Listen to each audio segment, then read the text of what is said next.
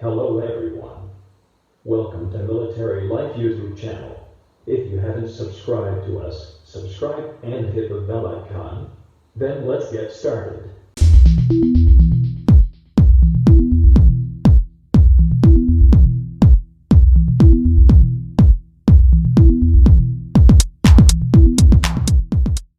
It's such a bad day for us. At least 12 U.S. military service members have been killed, in addition to tens of Afghans, and many more injured in a suicide bombing and subsequent shooting outside Kabul airport in Afghanistan. President Biden on Thursday denounced a terrorist attack at the Kabul airport that killed at least 13 American service members and injured 18 more, saying that the frantic evacuation of U.S. citizens and allies from Afghanistan will continue even as he pledged to hunt down those responsible for the attacks. Mr. Biden spoke after the U.S. military sustained one of its highest single-day American tolls during its 20-year Afghanistan campaign. To those who carried out this attack, as well as anyone who wishes America harm, know this: we will not forgive, the president said. We will not forget. We will hunt you down and make you pay. The bombs were set off near a crowd of families at the airport gates who were desperately hoping to make one of the last evacuation flights out. Gunfire was reported in the aftermath of the explosions.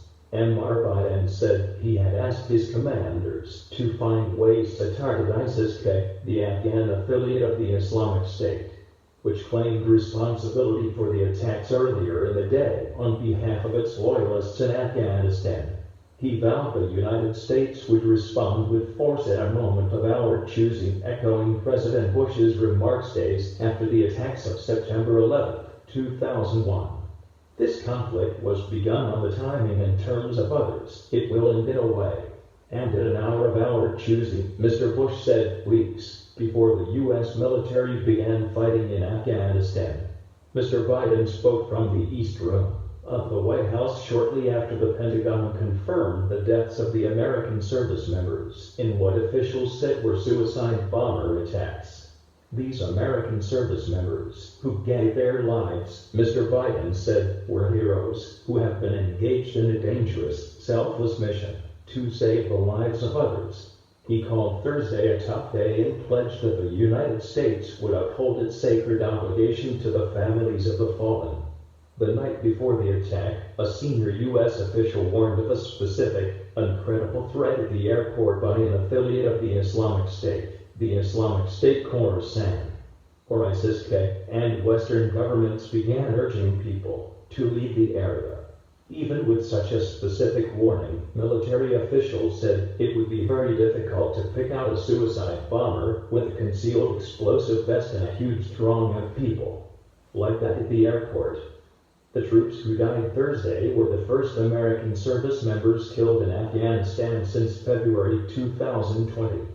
For the U.S. military, it was a day with more deaths than any other since 2011. Those deaths were just the kind of military loss Mr. Biden has repeatedly said he was trying to avoid by ending America's 20-year war in the country, acting against the advice of his generals and overruling some of his top foreign policy advisors. Mr. Biden made the decision in April that he could not ask more American troops or their families to sacrifice themselves for a war that he no longer believed was in the best interests of the United States or its allies. The president has said that he did not want to call the parents of another Marine, soldier, or airman killed in action in Afghanistan, but the rapid takeover of the country by the Taliban caught the administration off guard and set in motion a chaotic evacuation in which 6,000 American troops attempted to secure the Kabul airport against the Taliban and terror groups. Earlier this week, Mr. Biden rejected calls from lawmakers, activists, and other world leaders to extend the American presence at the airport past August 31st, citing the potential for terrorist attacks.